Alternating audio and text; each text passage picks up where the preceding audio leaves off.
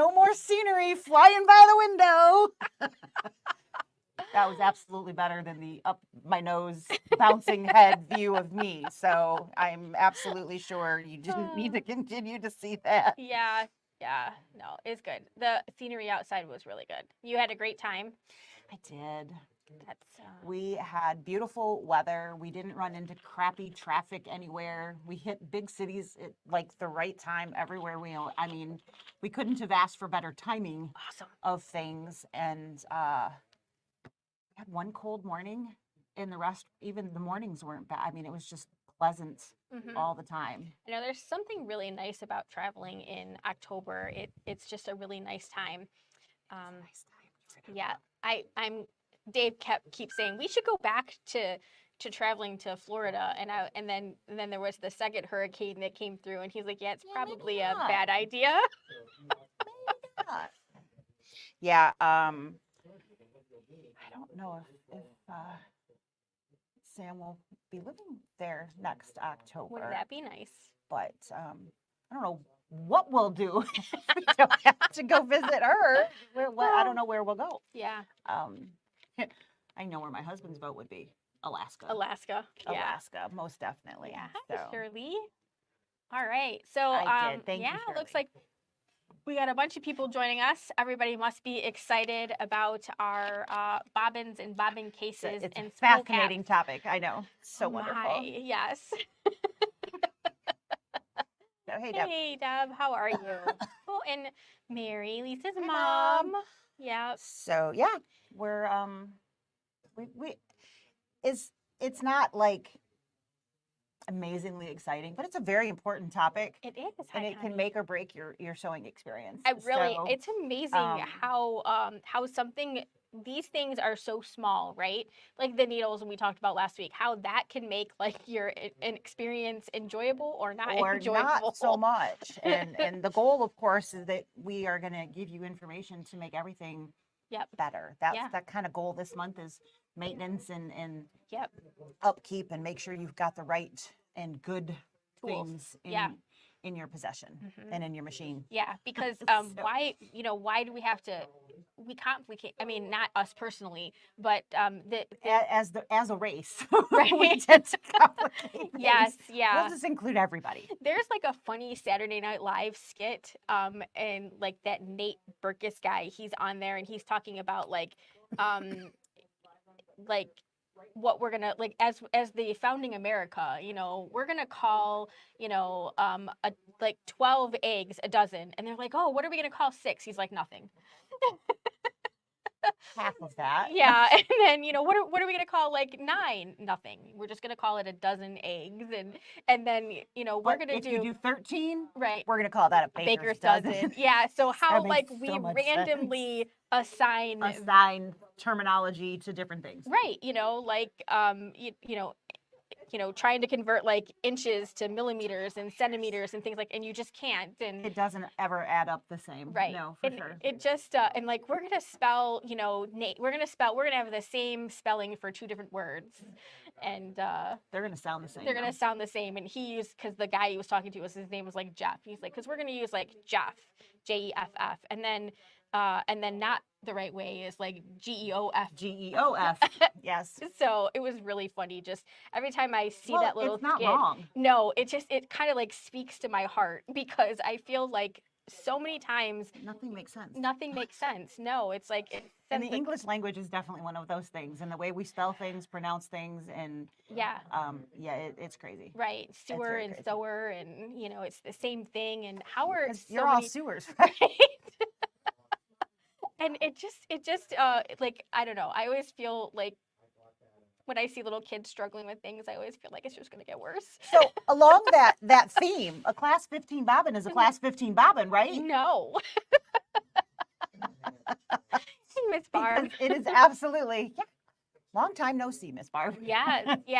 But why can't it just be, why does our industry, like, basically we have no, I don't want to say we have no standards, but we have no like industrial standards. There is no industry-wide standard. Right. So different things are measured to different weights and things, even though they say the same weight. Right, because we don't have like a You know, it's not like it's kind of like buying women's jeans. Totally. You buy the same size from the same brand and they're two completely different sizes. And God forbid you buy a different brand. Right. Or try to wear the same thing. In female clothing. I mean, that you only get to put half of your hand in. Because that makes sense. Right. Because we never carry anything. Not in my pocket, I don't. Because I'm sure you all noticed, women's pockets don't actually hold anything. Right. So. I know I was watching some travel hack and the lady's like, you know what my travel hack is? Wear men's khaki pants. And then she pulled out cargos, right? Right. She pulled out all of this stuff out of her pocket. It was hysterical. And Dave was like, what are you laughing at? I'm like, the pockets. I love pockets. Right. Yeah, pockets are a wonderful thing. They are. I just bought a vest that has pockets, so I can carry my work phone and my personal phone and maybe a knife. Because you never know when you're going to need to open your boxes People or are whatever. Like, she's going to shank somebody. And right. Hey, it's pretty. It's Tula Pink pretty. Yeah. When I saw it, I'm like, I need to own that. I'm like, I'd like that one, please. That's my vacation purchase. Yes. So we're going to try to kind of like take the mystery out. Yeah, the mystery and explain maybe why certain we should things have are grabbed happening. and I didn't was Tony's bag of crappy bobbin cases, like all of the bad ones. And if yours looks like this, you yeah, should not be. No, I'm kidding. We can explain that easy enough. Yeah, so definitely. Today we are going to talk about the different types of bobbin cases, and what ones you should use when. Mm-hmm. The different types of bobbins and which ones you should be using, and also spool caps. Yes. And it sounds very simple, I know, but you can actually cause problems by using the wrong spool cap. Yeah. So. Yeah, and I bet someone has had this happen before, and you're like, why is this happening? So. Yeah, I have had that happen. Until I found this beauty. Yeah. And now I don't have that problem anymore. No. But yeah, I mean, and it doesn't even, you don't even realize what's happening until you're chasing it back to what's the problem. Yeah, and it's either caught behind it or those kinds of things. Yeah. So which one would you like to start with? Let's start with bobbin cases. All right. Let's start with the biggest thing that we have here. Yes. So look at that. So there are 3 basic types. Yep. And yours will look very similar. Can zoom in a little. Yeah, we can zoom in. I got my nails done. We're good. You did. Look at that. So pretty bobbin cases. So there are 3 different types. Some machines come with all 3. Yep. Some come with 2. Some come with 1. Yes. It just depends on the actual machine. Is there all 3 types available for all machines? No. Not 100%. For most, but not everything. Yes. So this particular one is probably the least used one of all of them. But a lot of people have it because at one point it came with a ton of different machines. It did. So this used to come with most upper end machines anyways. Yes. So this is, if you can't tell, it is gray, not black. And this is for bobbin work. All right. So there is no glue on the screw, so you have the ability to adjust. So what do you use this for? What does that mean? That means bobbin work is when we sew upside down using threads that we can't normally put through our sewing machine. So think it won't yarn. fit in a needle. Yeah, it will not fit through your regular needle. So like yarn and really thick, sometimes even ribbon. I mean, you can do all kinds of different things. You have to a lot of times hand wind those different things on there, but because they know that you're essentially using these guys in the bobbin case, there's literally like 0 tension on this. And sometimes there's a tension disc. Sometimes you don't even put it in the tension disc. Right. Because you don't need to. And it'll make it worse if you try to. Yeah. But and if you hold that up, like if you hold this part so they can see like that part, you can see that the gray one, it's just a tad bit wider in there. So that area, like by Lisa's thumb and her rings, that's the area where typically your tension is. And when you tighten the screw, it tightens up in that general area. Yep. So you can see that tiny little screw in there. So you can loosen that even more, or you can make that tighter, and that's what puts tension on whatever is going through there. So if I wanted to use a small ribbon or some yarn, maybe some crochet thread, that kind of thing that's heavier, it's not going to go through my needle, I could hand wind meaning wrap that around here, Wrap it right? around there. And then place that in and Yep. pull that up through. Yes. And when I create a stitch using this, I'm going to have my fabric Upside down. upside down. Yes. And so my decorative thread will end up being on the top. Yes. And that basically we're going to sew like normal, but your top thread is going to be like your bobbin that's anchoring everything. So your pretty stuff is going to be on the bottom. Right. Which is where the term bobbin work comes from, because your bobbin's doing all the work. We're sewing upside down, and your regular thread goes in the top, and then we basically sew upside down. But this bobbin case is terrible for anything else. Anything else. You cannot get it tight enough to do any type of regular sewing. Because that's not why it was designed. It's not why it was designed, yes. So if you have the gray in your machine and you have been fighting with things, that is why. That is why. So you definitely do not want to use this for regular sewing. No. Absolutely not. No matter what bobbin thread you have in your bobbin, it's just not going to create a good stitch. Yep. All machines are not capable of doing this. They are not. And a lot, so ours is gray. There are other brands of machines that do also have bobbin work, bobbin cases, yes, but they will always be, they're always a color. It's always a different, it's not your standard black. So you don't get it You'll always be able to look at it and know this is for bobbin work. Definitely, yes. So this is a great thing to have if you're into really decorative threads and you want to do some fun little things. Yes. It's not something you're going to use on a regular basis unless that's really all you do. Yeah, yeah. And if that's all you do, we got some really fun machines you should come check out. Because there's some really neat things that you can do with that kind of decorative thread now. Exactly. We've got a lot of other options in addition to bobbin work. So bobbin work is the one that looks completely different than everything else and is probably the one that you use the least. I'm so sorry. It's okay. You okay? Just needed a second. Sorry. So very important, but also very important to not use it at the wrong time. All right, I'm going to set that one aside. I don't see any questions coming in about that, so hopefully that all made perfect sense. These two look super duper similar, right? Yep. They're basically the same shape. You can see a difference right off the get, just sitting on the top here. This one has a dot in the center, and this one does not. Right. It's the one we call the bingo dot. This is the bingo. So if we ever refer, is that your bingo bobbin case? That's what that means, because it kind of looks like a bingo dauber's been like right in the middle there. Yeah. Sometimes that is a red on our machines. I can't, I don't know exactly what all the other ones are. But on a brother or a baby lock, that dot is either going to be purple or red. Yep. Doesn't matter. No. So same thing. It's the same thing. Yep. It's just a designation. Did you have a purple or a red dot today? And that's going to be varying from machine to machine. Yes. So there's not generally a purple and a red for the same machine. It's different types of machines will have different dots, but they all do the same thing. Yep. So what does that bingo dauber button thing actually mean? Why is that there? Well, very important. You can also see a very big difference right there. Yep. We've got green and no green. What's the green? The green is our, basically, I just call it the embroidery bobbin case. Because that bobbin case, the reason that green is on there is that's Loctite.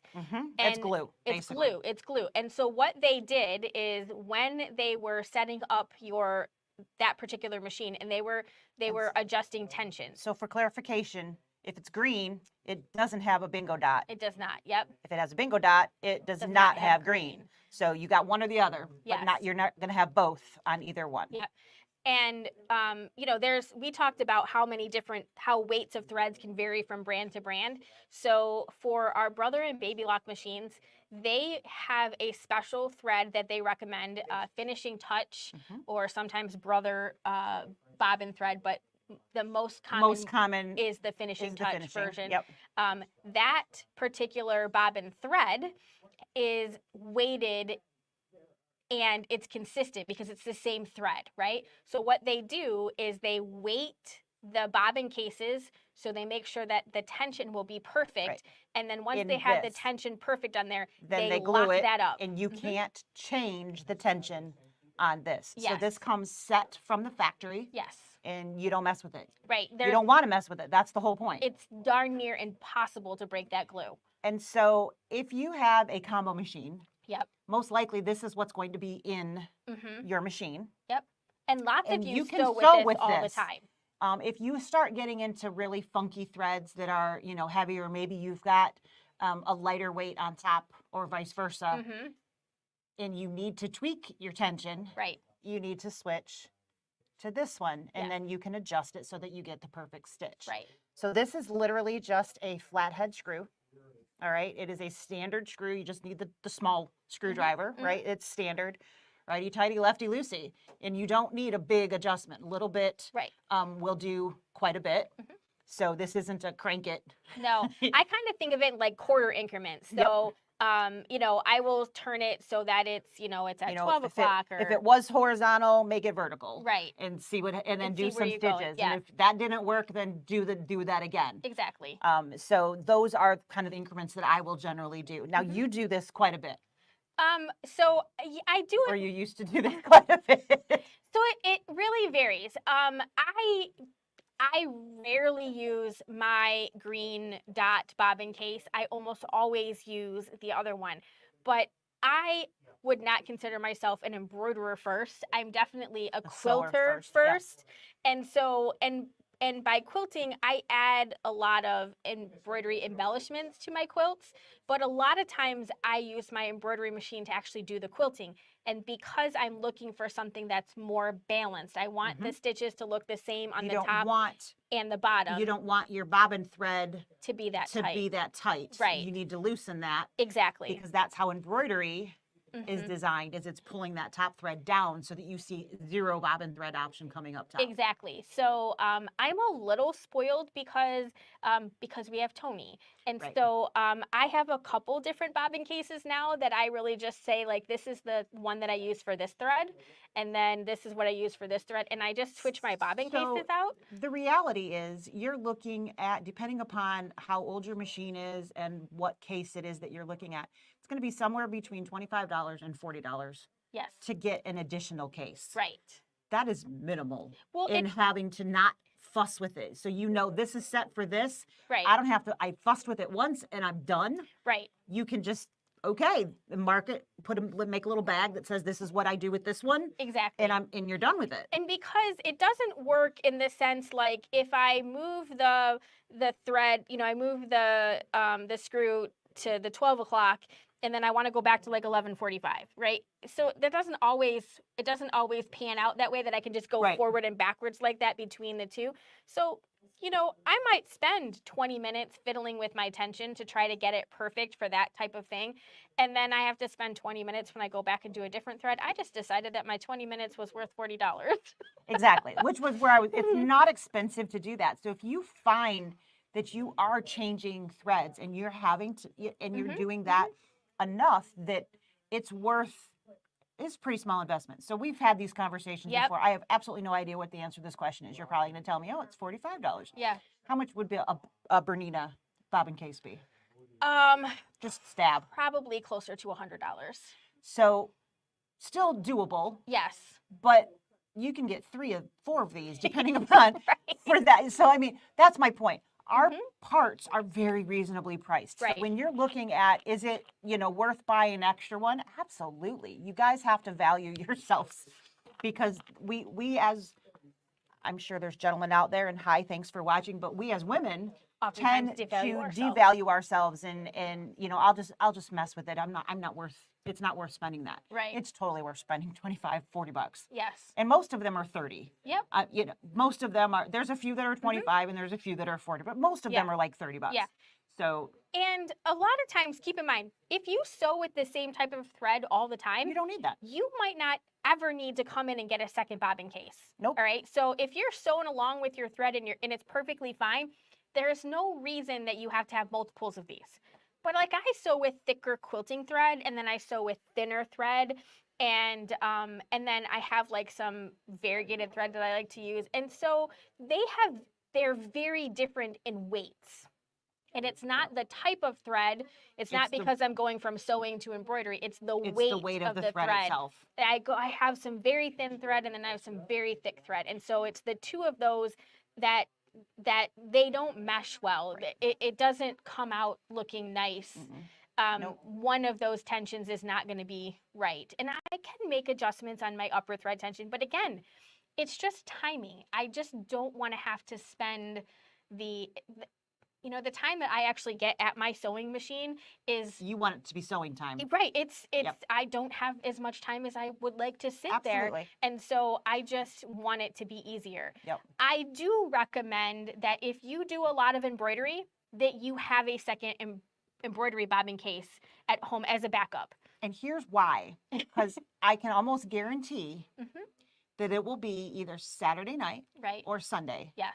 When you stick your needle through that. On a holiday weekend. And a holiday weekend, we're not open on Monday either. Yes. So, and then you can't continue to sew because you don't have anything to make that work. Right. And so you're dead in the water until you can get a new case. Right. It's absolutely worth having that extra one there.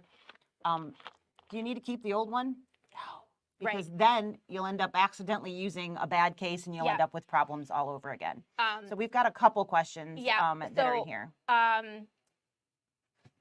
So you can do bobbin work on any, yes, absolutely. You can do a bobbin work on XJ1 because if you don't have that bobbin case, you can absolutely get the bobbin case and absolutely do that. And it's lots of fun. But you do need that specialty bobbin case. Yes. And I apologize, I cannot remember if that one actually comes with it. I feel like it does not.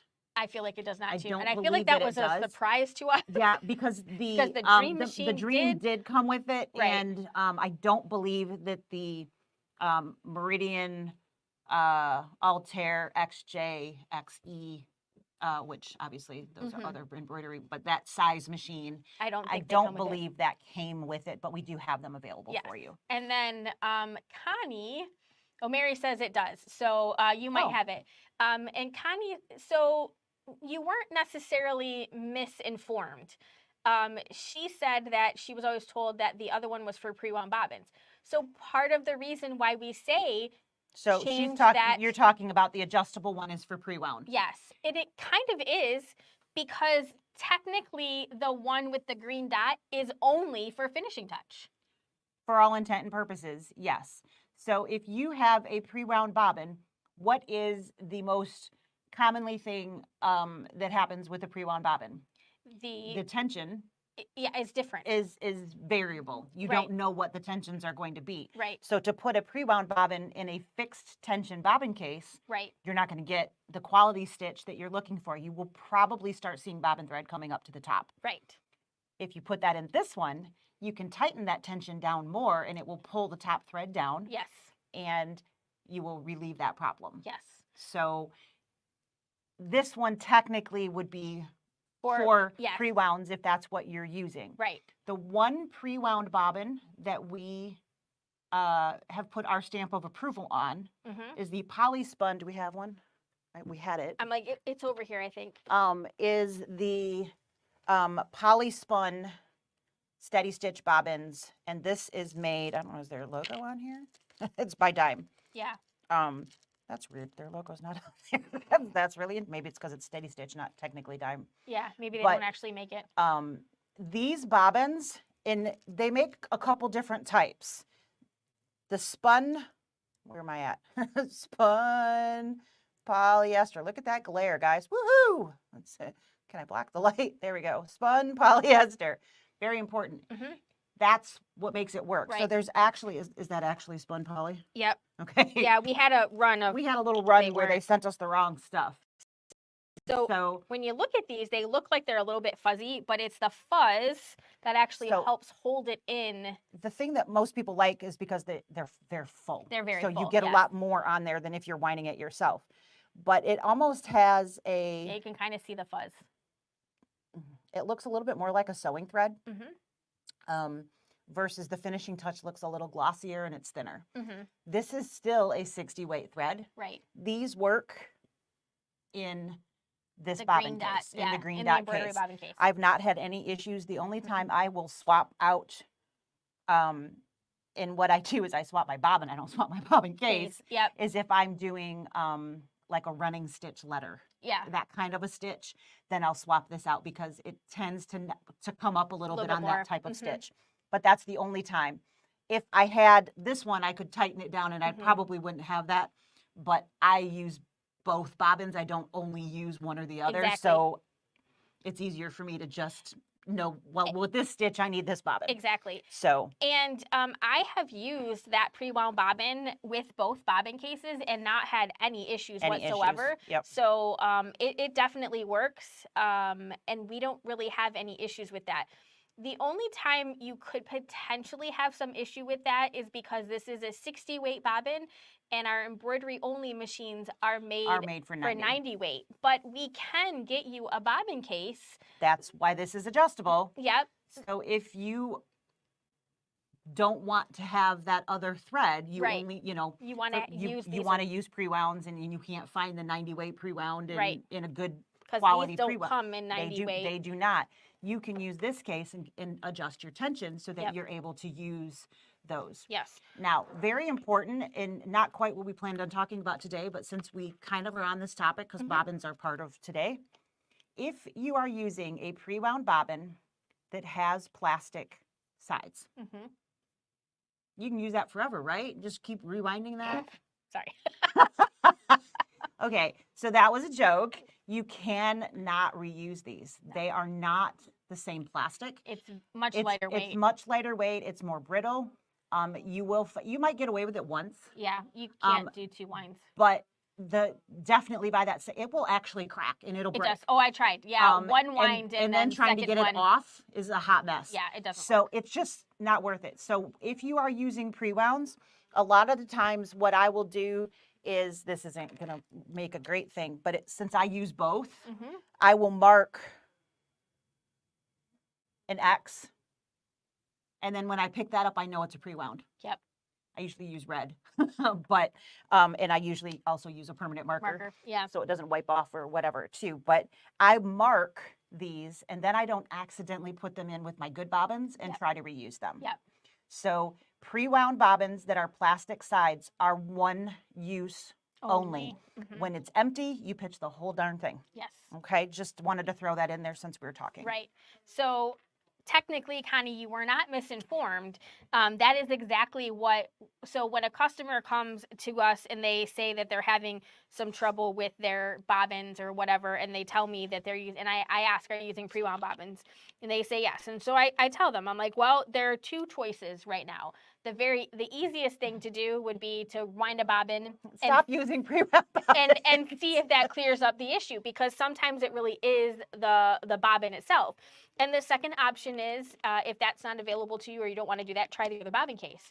Sometimes just putting that bobbin in that bobbin case will solve the problem. Sometimes you have to adjust the tension on there. You have to adjust that screw one way or the other. Because I don't think those are all created equal. I mean, that screw could be anywhere. Yeah, I don't. So there's not like a fixed, when you get it, it's going to be like here, and you want to get it to here. Right. That's not a quick answer.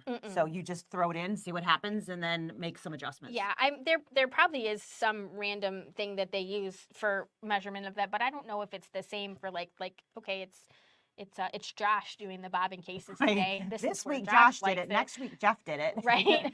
I don't really know. Right. But so yes, you were not misinformed. A lot of it just has to do with the type of sewer that you are. When I speak to my customers who are primarily embroiderers, I say that same thing. If you're using a pre-wound bobbin, you're going to want to use your alternate bobbin case. But if I'm talking to somebody who primarily quilts, I'm going to tell them, you're probably going to want to use your alternate bobbin case instead of the one with the green dot on it, because you're likely to have a better, more even looking stitch in the top and the bottom. And a lot of times that's important to them. So we say the same thing, but sometimes we say it differently to the different type of person that we're speaking to. We actually explain why. Yes, we try to. Now just switch bobbin cases. Exactly. Magic happens. And then if you are one of the, and you have a bobbin that's not the same size, and you need to use the little, there's the little lift. Yeah, yep. It's not called the bobbin lift. The spacer? Bobbin, yeah. I think it's a spacer. Yeah, it looks like a plug. Yeah, it looks like excuse me, it looks like a nipple is what it looks Yeah. like. It's like this, but it's Yeah. got a little bump in the center that Right, you put your bobbin on. you definitely want to use the alternate bobbin case with that because it works out way better works than out that. better, for So sure. you definitely were not misinformed. It's just again that the person you were either talking about pre-wound bobbins or that person was Yeah. just assuming you're in embroidery only, and that's kind of how we say that. Yep. So we touched briefly a couple weeks ago about keeping your bobbin case that you are actively using clean. Mm-hmm. And what not to do. So this beautiful piece of little fuzz right here, do not remove that. It is Yeah. necessary for your machine and having it work properly. If you have pulled that off thinking it was some part of something Mm-hmm. and pulled that off, you will find that you're going to have some issues, and it's going to be a easy fix, but definitely make sure that this is not got crap in it. Yeah. But it needs to be on there. Yes. All right. The tension unit We can't just replace that. No, we can't just stick one on there. It doesn't really work. You want to put a bobbin in there so they can see? You handed it to me the right way, and then I flipped it. I'm sneaky like that. She's so sneaky. So I don't know if you guys probably can't hear. There's a pop. Yeah, they might be able to hear if you put it up to your mic. I don't know. Maybe you heard that. Maybe you didn't. Good ears if you did. And so when you pull on this, you should feel tension. Mm-hmm. All right. You should be able to move it though. Yeah. If you can't move it, your machine's not going to be able to move it either. Right. So you've got too tight of a tension. And again, your screw here is lefty loosey, righty tighty, so you can adjust that. If everything was great and running wonderfully, and now all of a sudden it's not. Mm-hmm. If you don't have any holes from needles or being clipped by whatever, and there's no rough spots that your thread is getting caught on, a lot of times what happens is you've got fuzz stuck in the tension unit. Mm-hmm. And if there's gunk in your tension unit, which is up here, it will not have proper tension on your thread. It kind of acts like a spacer. It acts like a spacer, and it pushes that so that you're not getting the proper tension on that thread. I have fake fingernails, so my fingernail isn't going to fit in there, but you can use either tweezers if you see something and get something out of there. If you have regular fingernails, you can put your fingernail through there to see if there's a little clip of something in there and get that out. You can also use brushes to make sure that fuzz and yuck is not in here as well as in here. Yep. Okay. Anything else you want to say about that? Nope. Any more questions? I don't think so.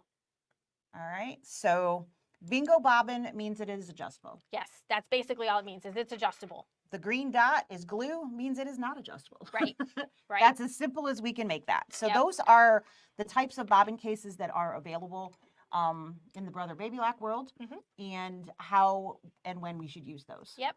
All right, so our next topic, bobbins themselves. Bingo. It's B-I-N-G. Yep, bobbin bingo. All right. So there are both metal and plastic bobbins in front of me. Yep. These are... Does it matter? Oh, yeah. Why does it matter? That's the important. You got to know the why so it makes sense, right?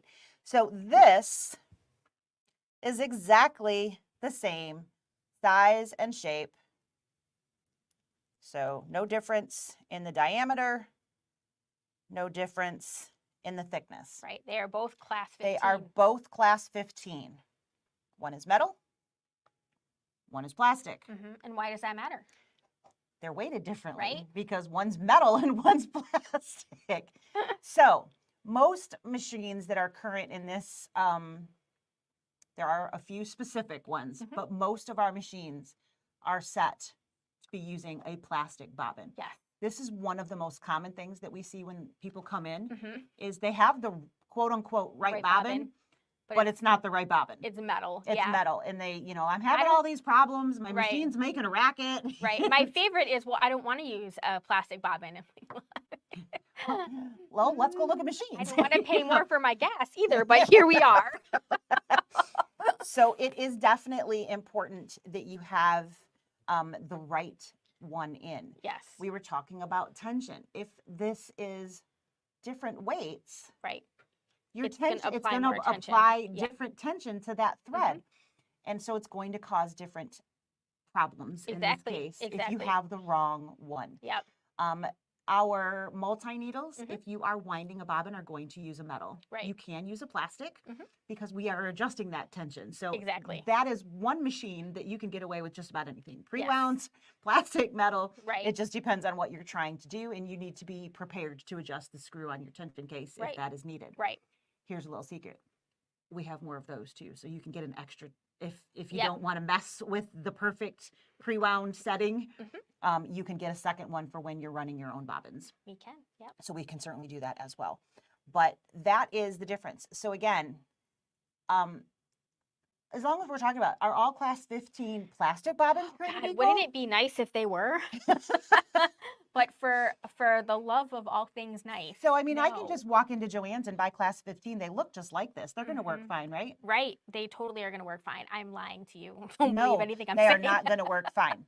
So one of the little bit of a difference is, I don't know if you can see it here. There is a little bit of a blue tint to most of the Brother Baby Lock bobbins. Not all of them. No. There are some out there that don't, but you generally have just a slight light blue tint to them. So if you're looking at a pile of bobbins in your, I can pick out the Brother ones really easily because they have that little tint to them, which is really nice. I don't know if this one. Some of them also have like they also have a little bee actually on. That is also not. I don't see it. On I'm sure it's supposed to be here, but I can't. It might be there, and I'm blind. But this is going to be the most common. Yep. If you have a much older Brother or Baby Lock machine, some Genomes, we do have a plastic bobbin that works for those. But notice the difference in the height. Dun, da, da, da. All right, way different. Yep. You can actually pretty much fit this one inside of this one. Which is why if we don't know what machine you have, like if we don't remember what machine you have. And we ask you, it's because of why. We want to make sure we're getting you the right product. Yep. So they don't look that much different, but what happens if you have this in a machine that was made for this, it's going to bounce. It's going to literally vibrate in there. And what happens if your bobbin is doing this? Yeah, it's going to make a beautiful stitch, don't you think? I mean, it's so good that you get extra loops. You get bonus you get bonus stitches. Bonus stitches. It's almost like 2 stitches in one. So it does absolutely make a difference. If you have a Singer machine, if you have a older version machine, and you have moved up and gotten a newer machine, I know it's hard for us to throw things away. The absolute best thing to do so you don't have issues is literally get rid of them. Yes. Or if you've boxed it up and put it somewhere or given it to someone, give them all of the bobbins too. Right. Because you do not want to make that mistake. Bobbins are one of the most common problems when we have people coming in is they have a metal one. They put it in upside down. I mean, all kinds of crazy things. We didn't talk about that. Should we talk about that? Oh, we should. Yes.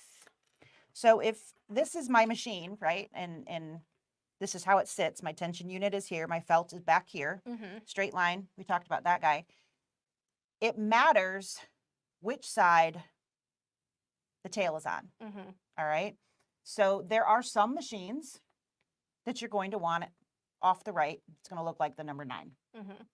Not very many. No, those are typically the older fashioned bobbin case, the metal bobbin case. Like a rotary hook front load. Loading, side loading are accomplished. Side load, but vertical load versus horizontal load. Yeah, the metal bobbin cases. Yep. And the reason being is because when we actually put that in the machine, we're turning it and it's going in this way anyways. Exactly. So we're loading it upside down is what's actually happening. Yep. For all of our flat bed machines that have a horizontal drop-in bobbin, we want the tail off to the left so that it looks like the letter P. I don't know if you can see my P tail over here. P for perfect stitches. P will give you perfect stitches. So that's how you can remember that. Yep. You're going to just drop that in. And all of our machines actually have a little hook and a path that you follow. But even without that, you can very easily see there's a little notch that goes, helps if I'm in camera, right here. And then that pop I talked about it pops over and it actually seats inside the tension. Yep. That's really all we're doing. On our machines, when we're doing this, we're kind of pulling it so that it's seated a little bit better, and then we're cutting the tail. That's all that little loop in the back is doing. And then fortunately, our machines actually pick up that bobbin thread and do wonderful things for us. Right. Most of them. Right.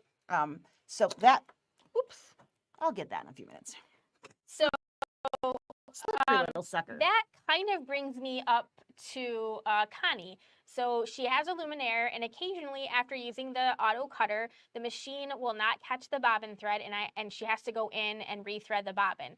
So now this is not always the case, all right? But a lot of times, depending on the thread that we have in there, one of the weird things about pre-wound bobbins is that when they are created, the thread is actually kind of, they wind those bobbins very quickly, and they kind of stretch the thread. And so what happens when our thread cutter cuts it is we actually get like a little spring action that happens. It actually springs back, and then it pops out of the tension disc. Yep.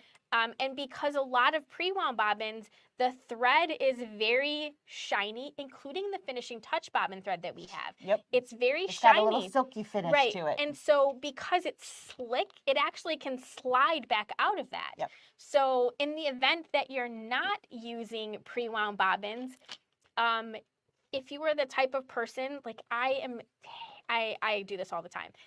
My bobbin doesn't wind full enough, so I put more tension on it so that I get more thread on it. And I've seen you do that. Yep, because in my mind it's going to get like the whole project doesn't. It never works. Just to be clear. But just in case anybody hadn't heard, our new machine. It's going to fill. It's going to fill. All the way. It's going to fill. How much was it? 30. I don't 15 remember. more yards worth. 15 more. Yeah, somewhere in that range. Yes. Which is quite a bit. Yeah. I mean, in all reality. Right. But it's going to fill the bobbin better. Yes. So those are two common things that happen, and a lot of times in embroidery, we're constantly cutting and cutting and cutting. The other thing that sometimes happens is sometimes we have we talked about this a little bit last week. Sometimes we have like a little needle puncture or something in there, and then what happens is the thread is actually kind of getting caught on there. And again, it springs back, so it's not loading. Also, we get garf in there. And we get garf in our blade, which Also, after it cuts, Yep. if you have fuzz yuck that gets pulled back into the blade, it's not releasing the thread And then in it the doesn't same pull way, and then it doesn't pull up in the same because Yep. it's not in the right spot. Yes. One thing that I think both of us do is we put a little extra tension on our bobbin when we're actually threading it. the bobbin. So what do I mean by that? I'm right-handed, but my tail of my Thread is coming. thread from is the going to left. go to the left. So I generally put my finger Mhm. literally on that. And then when I'm hooking that, I hear that pop or I feel it Mhm. and I pull. Right. Now, obviously, if it's in my machine, that's not going to spin. Right. Let me hold it a little better.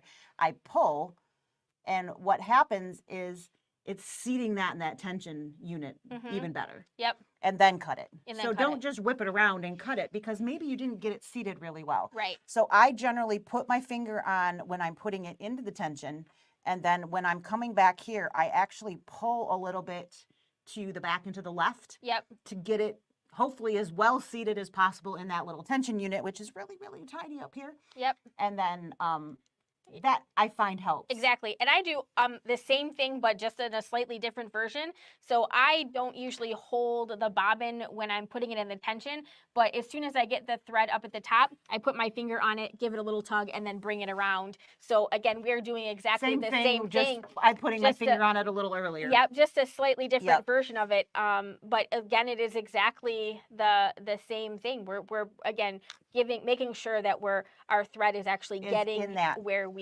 need it. So again, one of the most common things that we see is people putting these in upside down or backwards, whichever word you want to use.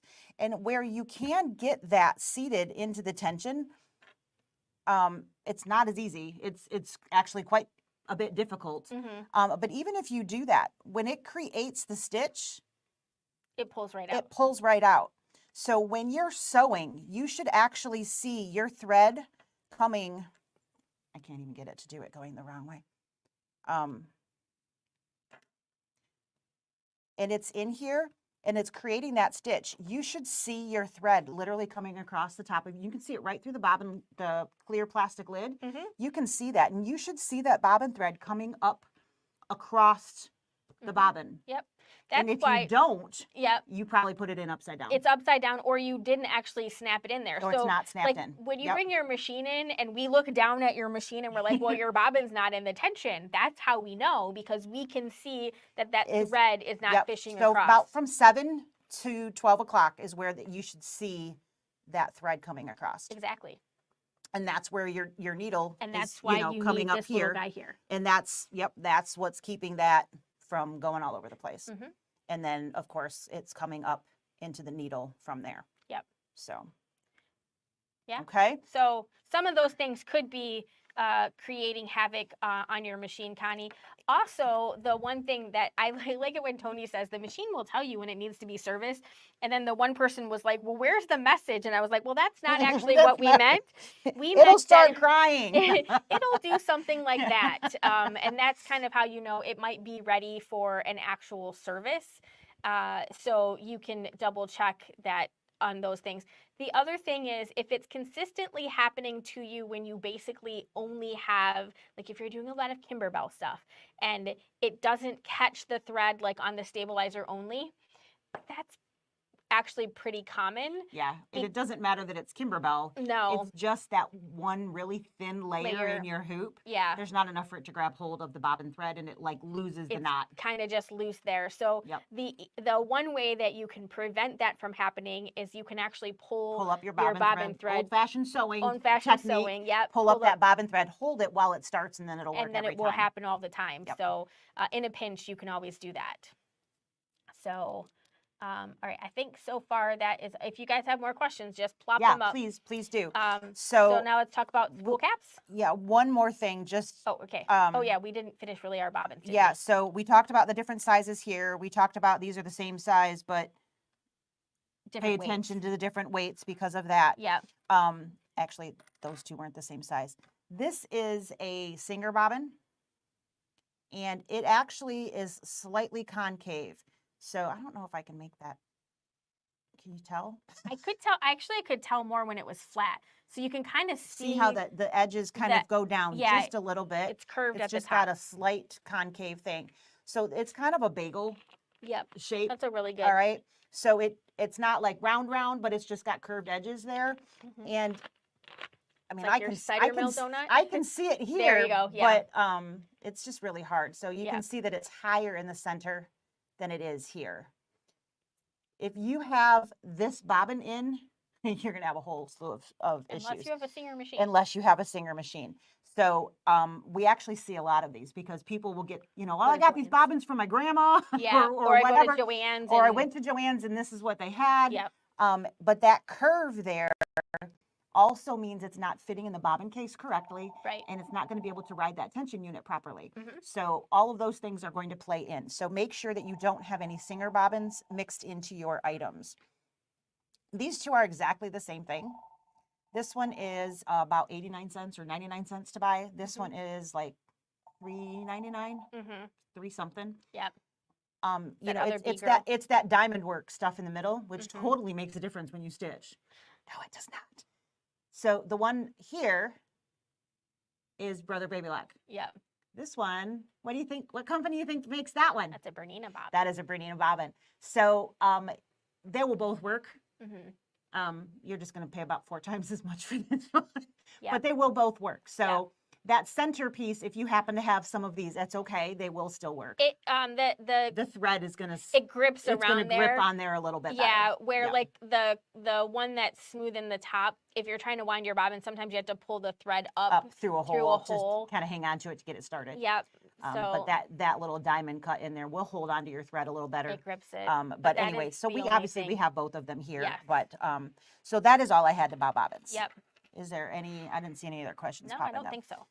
So spool caps are pretty universal. The centerpiece in here moves. It's got a little bit of give. There's a little bit of give in there. So depending upon what your machine is, it can spread a little bit based on the size of your pin. Yeah. Occasionally there's like really, really skinny. We have seen some of these just swim on. Yeah. But that is definitely an option for most machines. Right.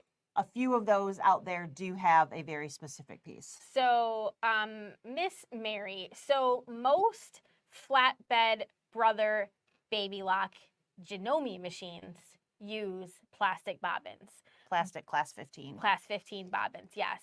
But other brands that have flatbeds do not necessarily. If it is a top loading, like we call it a drop-in bobbin, those are almost always plastic. Yep. And if it's much older, it could be the smaller one. Yes. But it will be plastic. Yes. If the bobbin is like a front loading or vertical, a side loading, then it's most of the time, not always, but most of the time it's a metal bobbin. So those literally you load this way or this way. Mm-hmm. What we're talking about with the plastic flat load, top load, that's going to be a horizontal drop. Yep. So, but yes, pretty much all of them are this. Yeah. Right now. Yeah, and some of that has to do with, like we talked about, bounce, right? So when you have a bobbin that is standing up, you've got more chance of chatter in there, which is why the bobbins weigh a little bit more versus when they spin around because they don't have that same type of bounce. Right. But interestingly enough, vertical position bobbin machines usually have an absolutely beautiful stitch. They do. Because the tension, the thread is coming off the bobbin in a slightly different position. Yep, it's in the exact right position instead of having to move. Yeah, there's no twist. There's no twist in it. So you do get a really nice stitch from those vertical bobbins. Okay, so spool caps, they come in small, medium, and large. Mm-hmm. And these are your traditional ones. We have seen all kinds. We have other brands back there too. Mm-hmm. But if you just say, I need a spool cap, small, medium, or large. Yes. They're like 99 cents a piece, big whop, super easy. The trick about a spool cap is making sure that you have the right size. And how do you know if it's the right size? I mean, it doesn't really matter. If I just have a big one, it'll work for everything, right? Right. Totally. I mean, that caps it, so that should work, right? Should work, I mean, no problem. Right. So what could happen? Let's pretend that I use this cap on this, and then I compound the problem by loading it on my machine like this. Right. What could possibly go wrong? So this is now going to drag. Here, how about if I hold this? That's great. It is going to literally drag my thread across that spool cap. Right. And logically speaking, in your mind, I think a lot of times you think if it's bigger, it'll push it out and it won't get caught on anything. It won't get caught. Yep. Unfortunately, that is not usually the case. That is almost backwards of what we would recommend. Yes. So this makes our common sense tickle a little bit. Like, that seems like it could be a good idea. Yes. But the general rule of thumb is that you don't want your spool cap larger than the end of your spool. Yep. So if it is sticking out, it's too big. Yep. There's a chance that your thread could basically get trapped between the cap, because what can happen is instead of feeding over it, it's going to get caught in between there, and then you get a knot, and then your needle breaks. Right. Because it gets caught behind there and it can't feed. Exactly. And then the machine's trying to pull it. Right. And boom. And part of that is because when the thread unspools off of the spool, it doesn't come off like perfectly. Nope. Even. A lot of times, you even get a clump that'll come off. And then that's what really gets stuck behind there. Yep.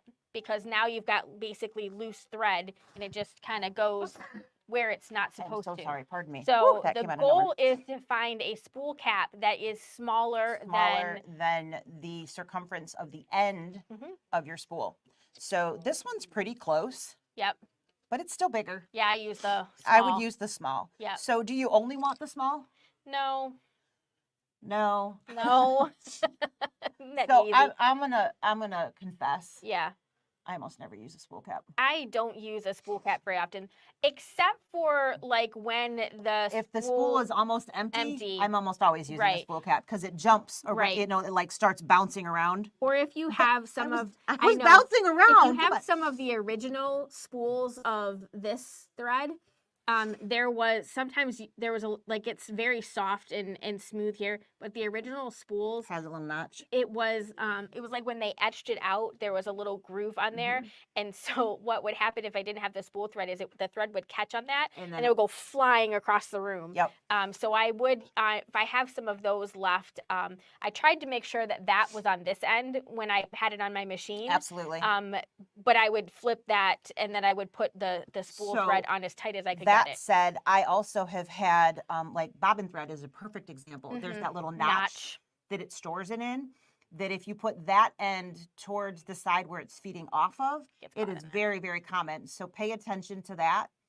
Even if you have to mark it with a marker, who cares? It's just a spool. You're going to throw it back in your drawer. Right. Mark the end so that you know which direction to put it on, and then you don't get it caught because you've only revealed that slit on that one side and you're good on the other, and then you won't run into that. Right. It is very frustrating when your thread snaps because it's caught on the spool. Yes. And you're just like, what just happened? Right. It was going along and my needle broke. It was going so well. Why did my needle just literally snap in half and bounce off my glasses? Right.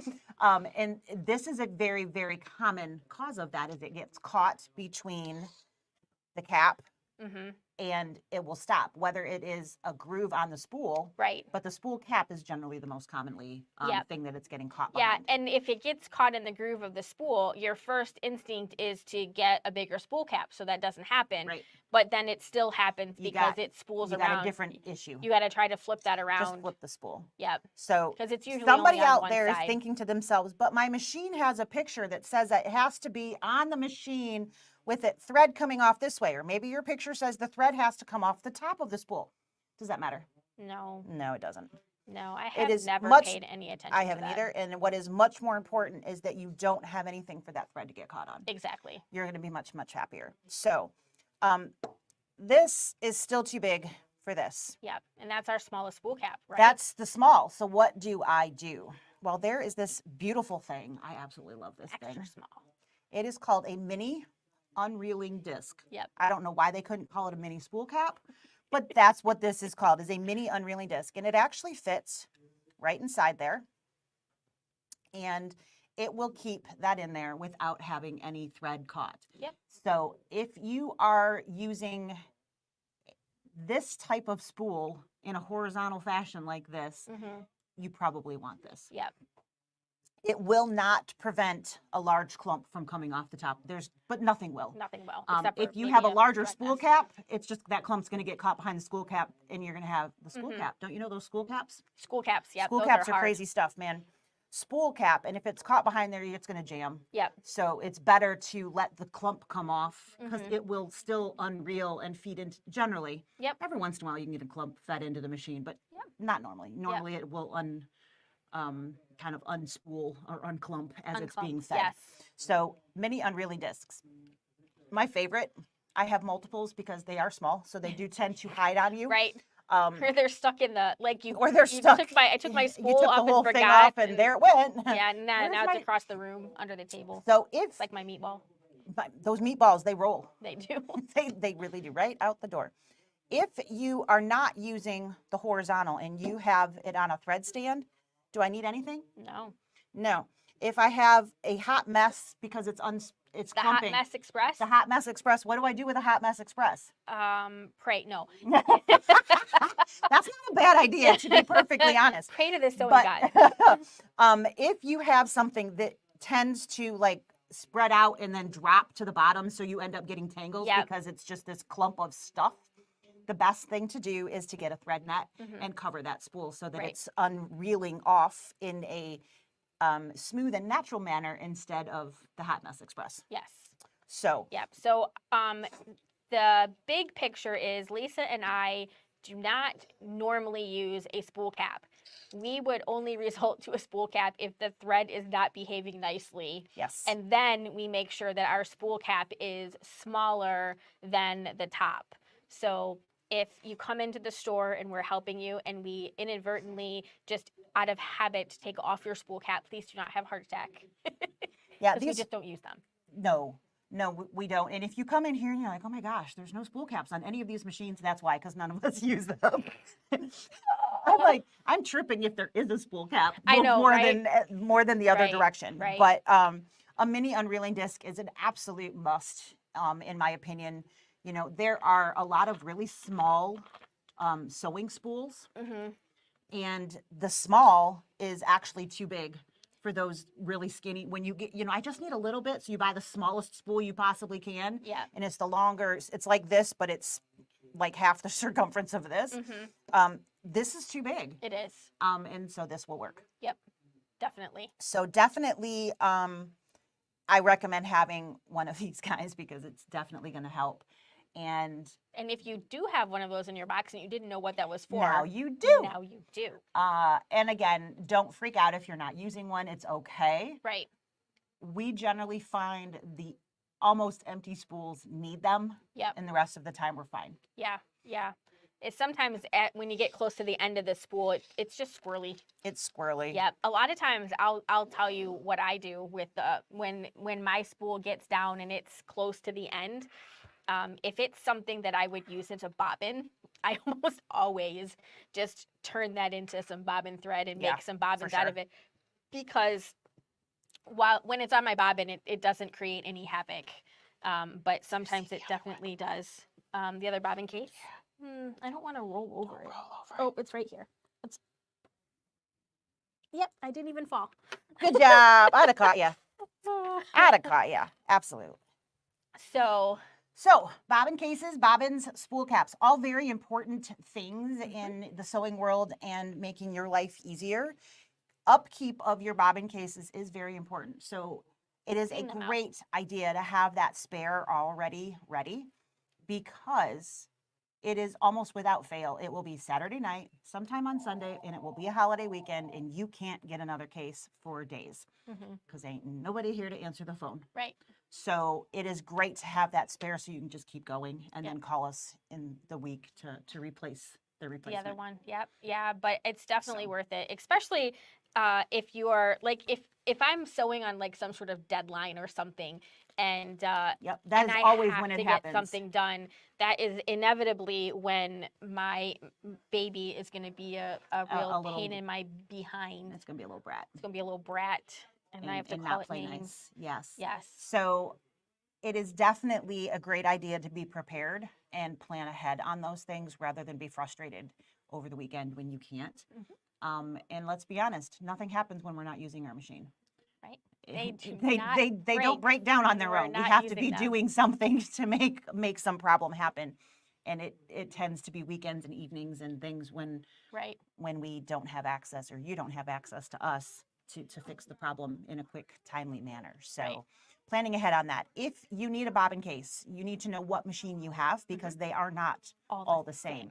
So brother, baby lock, whatever, and this model. So if you are calling or coming in and asking for one, please actually look at your machine before you leave. Or take a picture of it. Take a picture of it. It is amazing. We ask people and they're like, it's a Brother, the Disney one. You're like, okay. They all have Disney. Doesn't help. So we actually need to know the model number to make sure that we get you the right one. Yeah. Because the wrong one will cause a different set of problems. Yeah, if we just guess. It doesn't usually work out very well for you.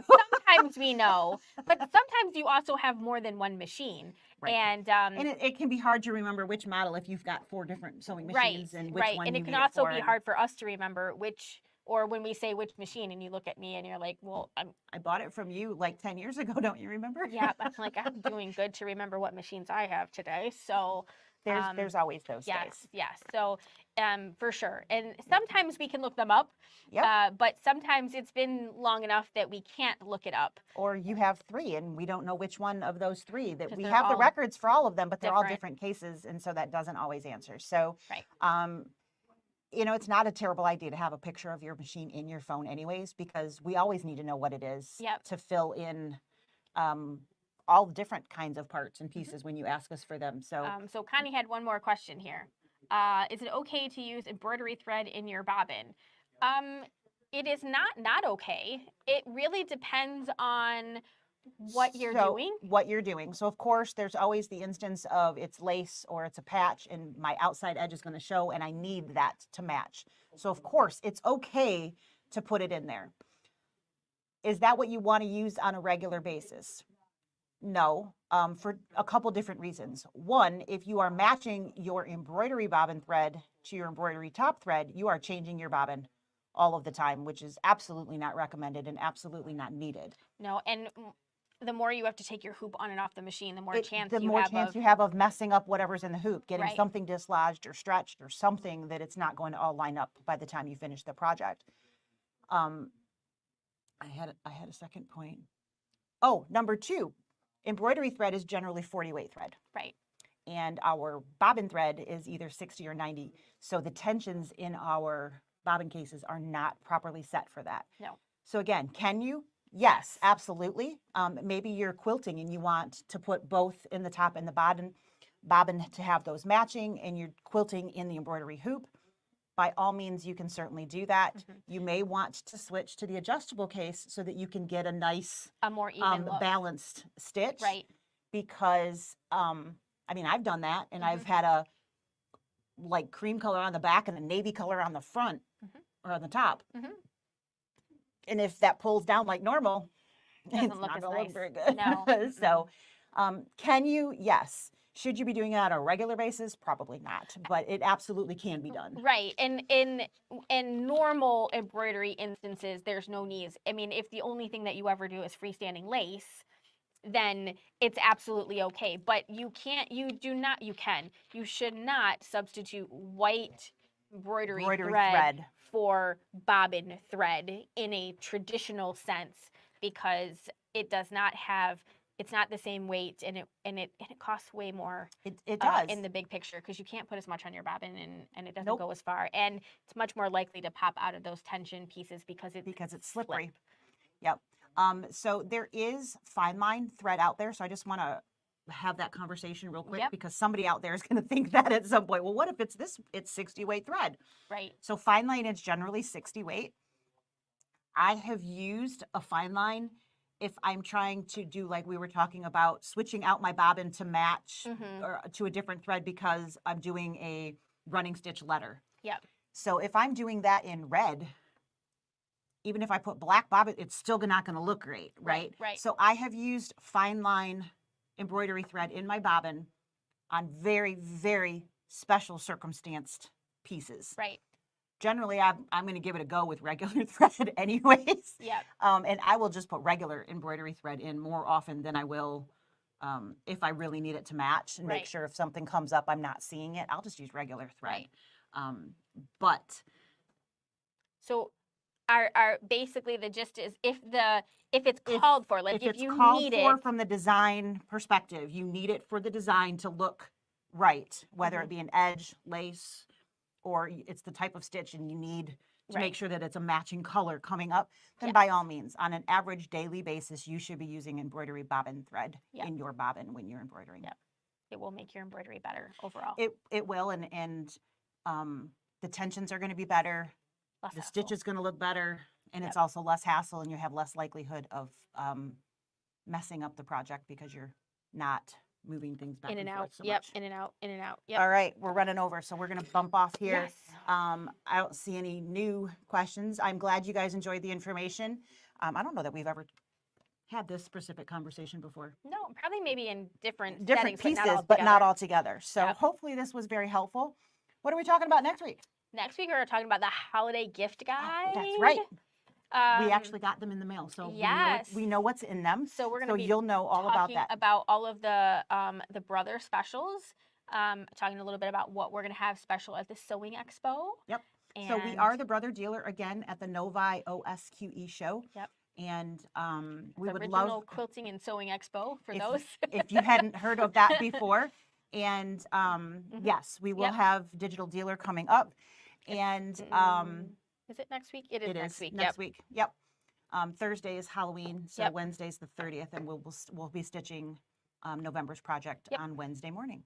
So thanks for hanging out with us. I appreciate all of the interactions. Always great when we have questions because that means we're helping somebody. So I love that. Yes. And I appreciate you guys hanging out with us. We'll see you next time.